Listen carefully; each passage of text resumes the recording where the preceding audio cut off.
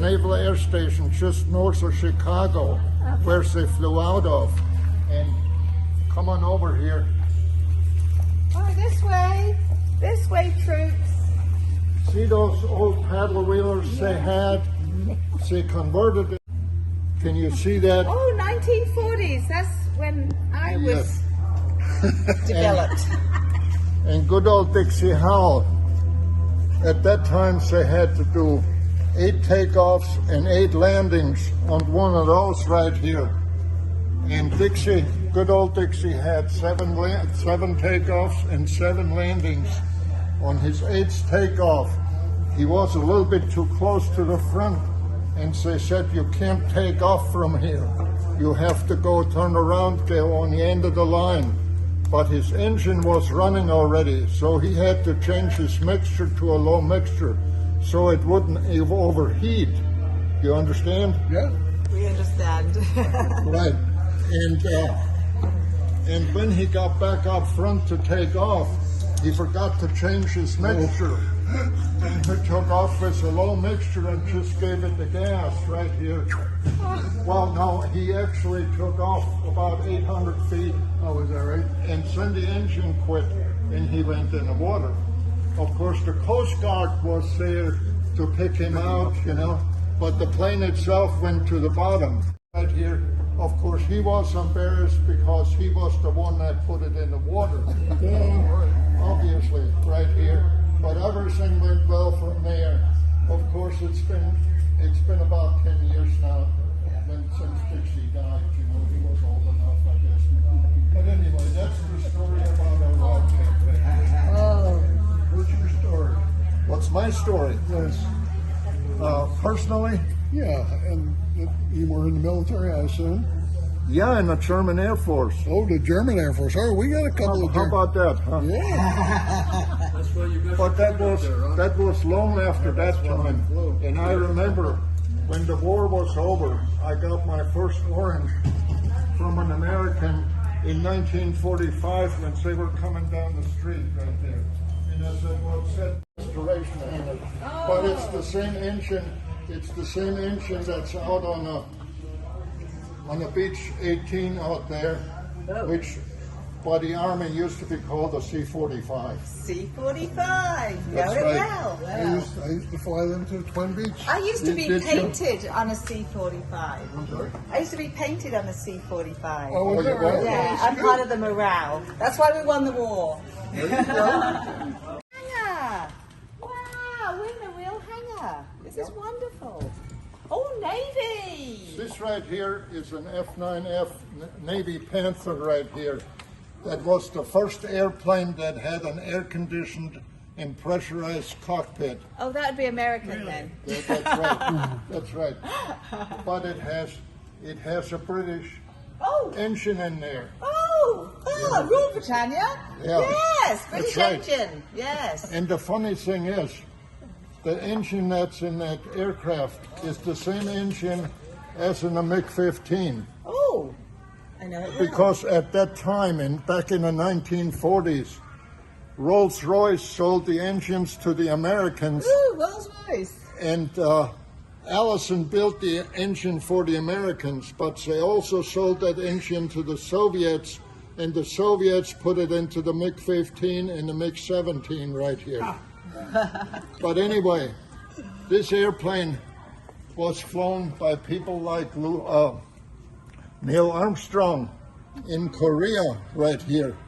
And he usually was flying very low, and he got caught with his right wing right here. He cut off the wing tank on there by a power line because he was flying so low. But he made it back to the base, even with the wing cut off right there. Oh my gosh. So that's that was Neil Armstrong, you know, the same guy that the first guy that stepped on. Cheeky. Yes. It was used in Korea, but of course he decided he was going to sell his helicopter to the general public. Camper, what a great idea. And he was going to outfit it like a camper and make it look like this right there, a cabin like the camper has. Ooh. Oh wow. Good gosh. And what you're standing on there That was the first change he made on it, was the steps. Oh, I like this. And so he had a porch light on there, and the hookups for an awning up there, and he was going to sell it. Great idea. Sell it like this as a Winnebago. Yes. Oh, It's what you call a doubtless. And that doubtless right here was used for training also. And the Navy fished it out of Lake Michigan also right here. But I don't know if you guys seen the movie Midway. yeah. Well, that's the that's the kind of airplane that killed the 3 Japanese carriers.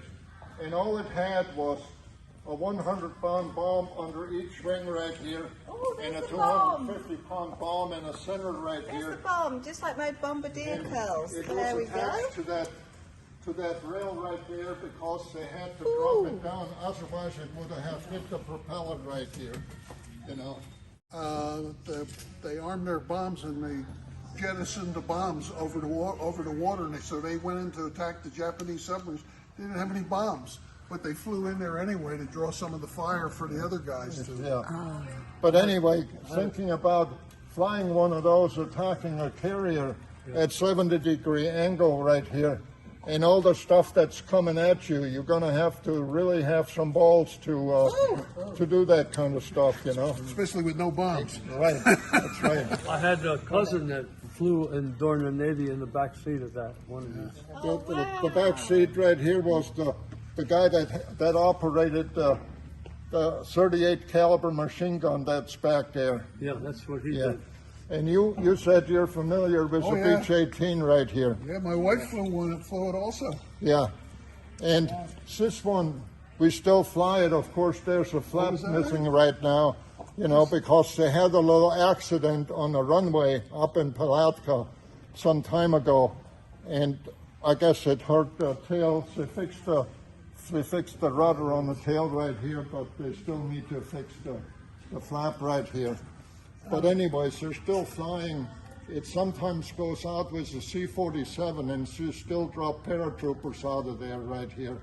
But originally, you know, in the early days when they first flew the C-45 right here, they used it to train bombardiers. They switched the front end out with a plexiglass and had the bombardier lay in there to work with his piece of equipment that was top secret, and they couldn't figure out why. Since they switched the engines, because it's got a counter-rotating engines, you know, and this one is going around this way, the other one is going around this way right here, and at first, yeah, This is where I should go. yeah, that's where you should. Yeah. So they're careful Where each have they other got out. me up there? That's I'm right. a pin-up. You also put, Oh. put your picture on the C-47 over there too. Yes. Yes. But anyway, once they switched Oh, out there the I am. engines, it took right off. I was a little younger then. But the original.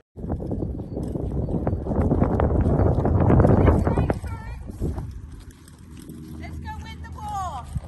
Who do you think is going to win the war? Everyone. Yeah. Right. Good.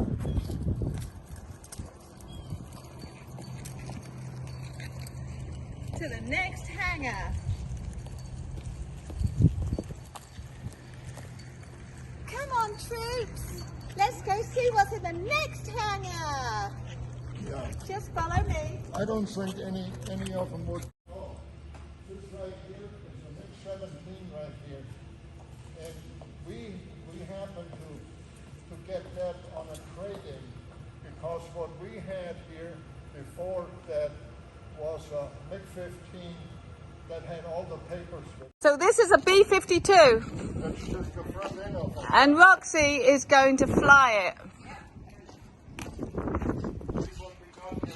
Roxy, let's have a look at you. About from here on forward right here. Saucy. See that? Take a picture of it right here. You know. Oh, let's see that again. Let's see that again. Roxy's legs are flying. Never mind these aircraft. Roxy's legs are flying. Get up in the cockpit.